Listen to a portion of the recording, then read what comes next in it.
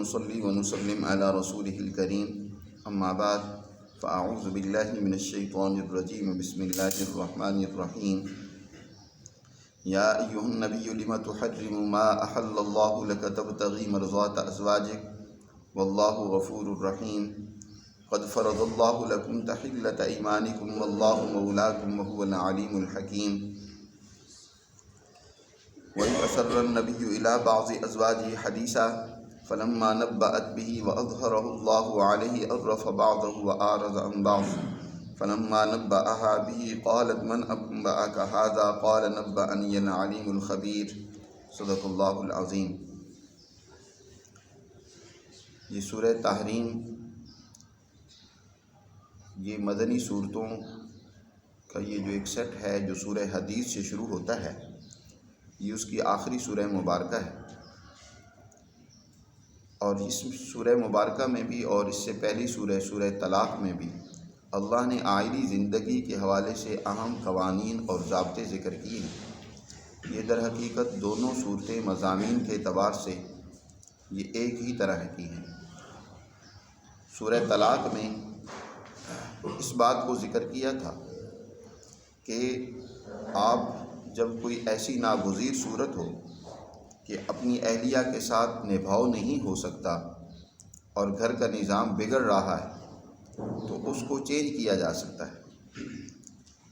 یہ بات یاد رکھیں کہ دین اسلام نے سب سے پہلا یونٹ جو سب سے پہلی کسی معاشرے کی اکائی ہوتی ہے، یعنی وہ عائلی زندگی ہے، اس کے احکامات کو سب سے زیادہ تفصیل کے ساتھ کھول کر بیان کیے ہیں، اور اسی سے ہی در حقیقت سیاسی زندگی اور آگے شہری زندگی جنم لیتی ہے۔ حضرت مولانا عبید اللہ سندھی رحمۃ اللہ علیہ تو فرماتی ہیں یہ در حقیقت عائلی زندگی میں بیان کیے جانے والے قوانین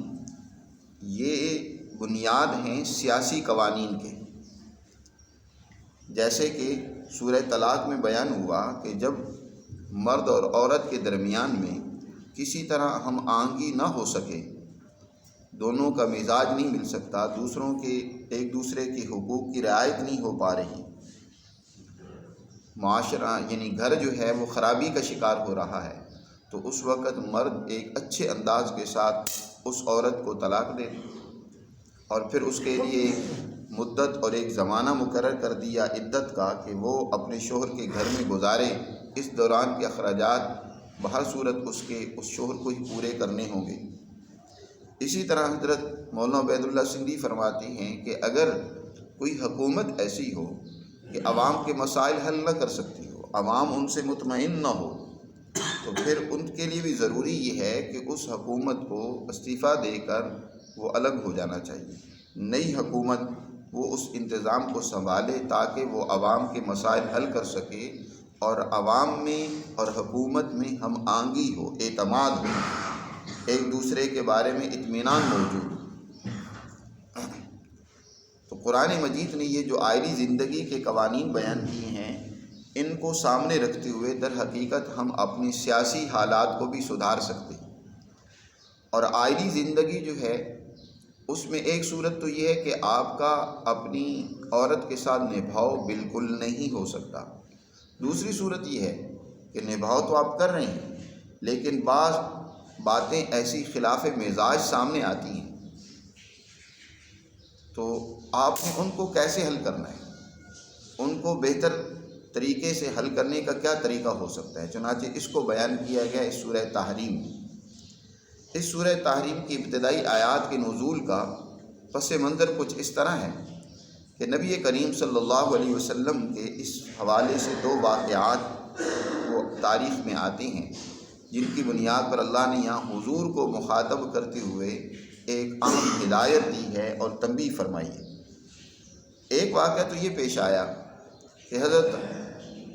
حفصہ اور حضرت عائشہ یہ حضور کی ازواج مطہرات تھیں،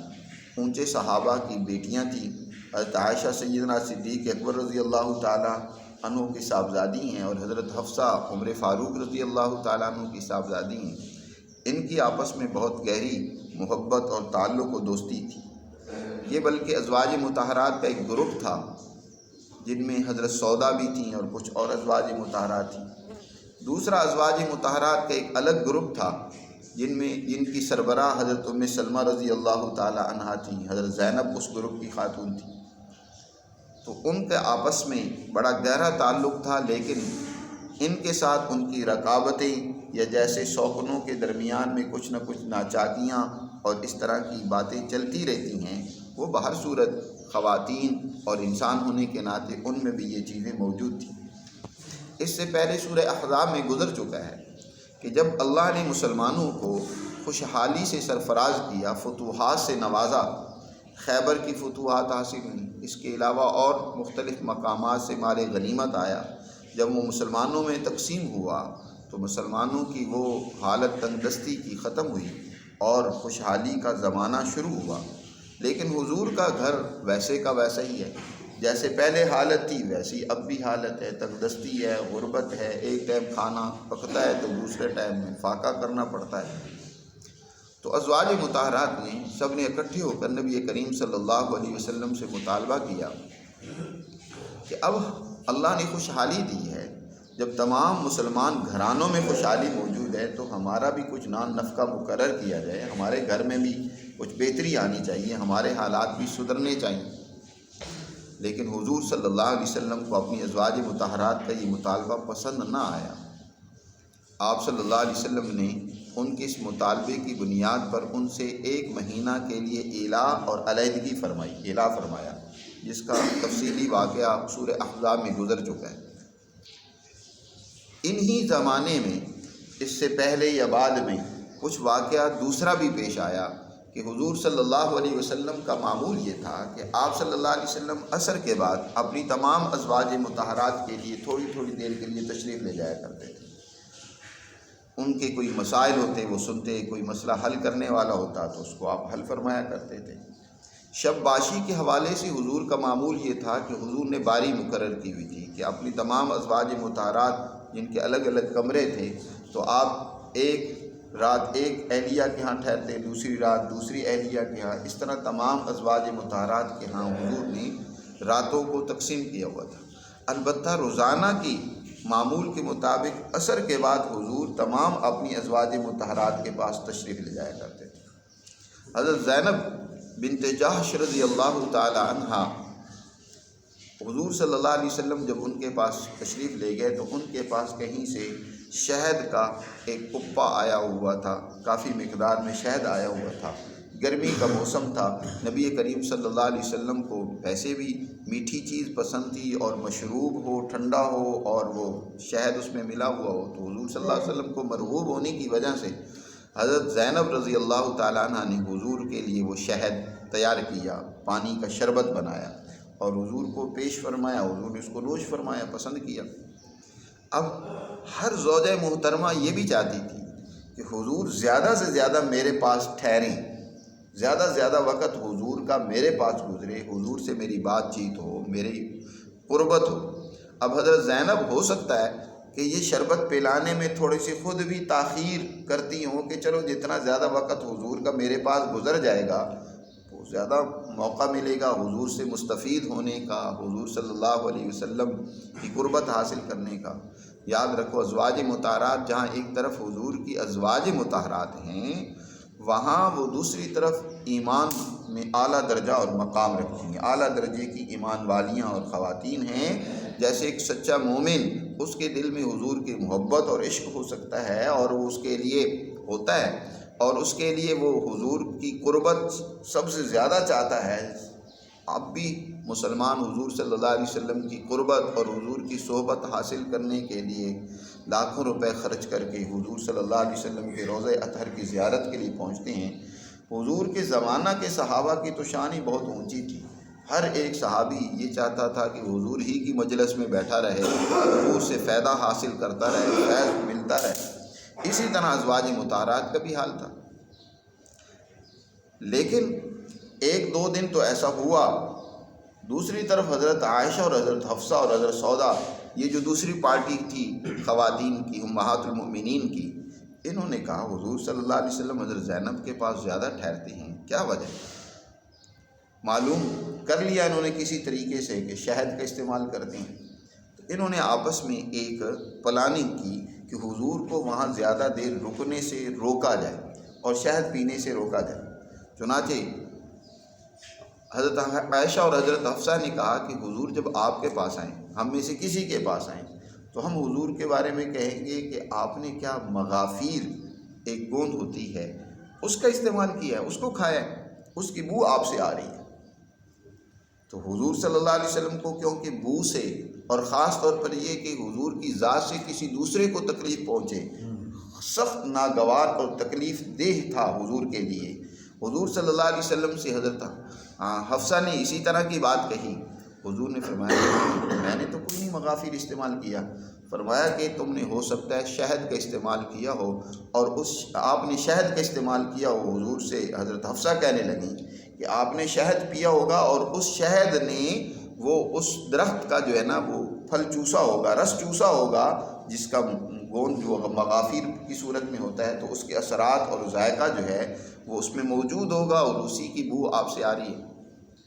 حضور صلی اللہ علیہ وسلم سے جب حضرت حفصہ نے یہ بات کہی تو حضور نے فرمایا کہ حفصہ میں آئندہ شہد نہیں پیوں گا۔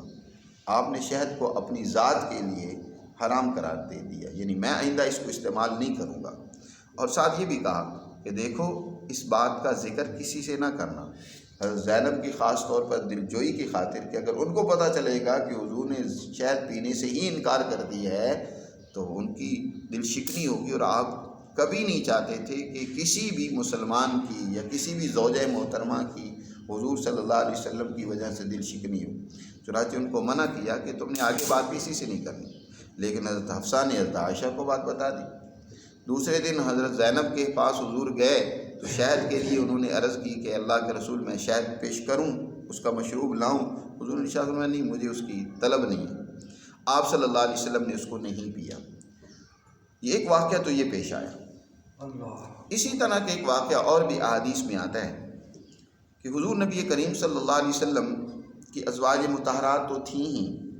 ایک آپ صلی اللہ علیہ وسلم کی باندی بھی تھی حضرت ماریہ قبطیہ رضی اللہ تعالی عنہ، جو ایک بادشاہ نے آپ کو بطور ہدیہ کے بھیجی تھی، مقوقس نے غالباً۔ اور یہ بات یاد رکھیں کہ اللہ نے جہاں ازواج مطہرات کے ساتھ خلوت اختیار کرنے، ان کا قرب حاصل کرنے، یعنی اپنی بیویوں سے قرب حاصل کرنے کی تمام مسلمانوں کو اجازت دی ہے، وہیں اپنی باندیوں سے بھی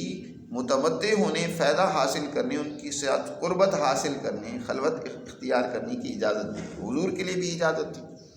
چنانچہ ایک موقع پر حضرت حفصہ رضی اللہ تعالی عنہ نے حضور سے اجازت مانگی کہ میں اپنے باپ کے گھر جانا چاہتی ہوں، مجھے ان سے بات چیت کرنی ہے۔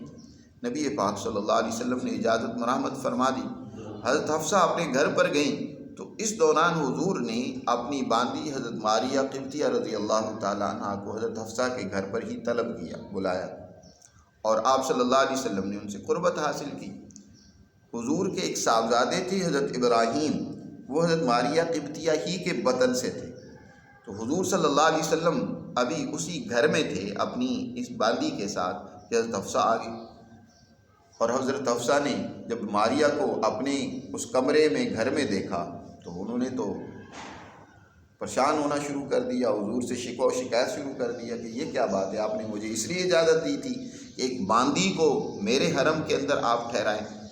حضور صلی اللہ علیہ وسلم نے سمجھایا اور فرمایا کہ پہلی بات تو یہ کہ میرے لیے وہ حرام نہیں ہے، اللہ نے میرے لیے اس کو حلال رکھا ہے، اجازت دی ہے، میں نے کوئی حرام کام کا ارتکاب نہیں کیا۔ دوسری بات یہ کہ چلو تم اگر اس کو برا سمجھ رہی ہو تو میں عزم کرتا ہوں کہ آئندہ ماریہ کے قریب نہیں جاؤں گا، یعنی اس کی آپ نے ایک درجے کی قسم کھا لی کہ آئندہ میں ماریہ کو اپنے قریب نہیں آنے دوں گا، یا میں قریب نہیں جاؤں گا۔ حضرت حفصہ نے اور ان سے بھی یہ حضور نے اس موقع پہ بات کہی کہ تم نے یہ بات آگے کسی سے نہیں کرنی، کسی کی دل شکنی نہ ہو، دل آزاری نہ ہو۔ لیکن حضرت حفصہ نے حضرت عائشہ سے پھر بات کر دی، ان کی کیونکہ آپس میں بہت گہری دوستی اور تعلق تھا، ایک دوسرے سے اس طرح کے راز و نیاز کی باتیں کرتے رہتے تھے۔ اللہ نے ان آیات مبارکہ کو نازل کر کے نبی پاک صلی اللہ علیہ وسلم کو تنبیہ فرمائی ہے، یا ایھا النبی لم تحرم ما احل اللہ لک، اے نبی وہ جو اللہ نے تمہارے لیے حلال کی ہے اس کو آپ کیوں حرام قرار دیتے ہیں؟ لِمَ تُحَرِّمُونَ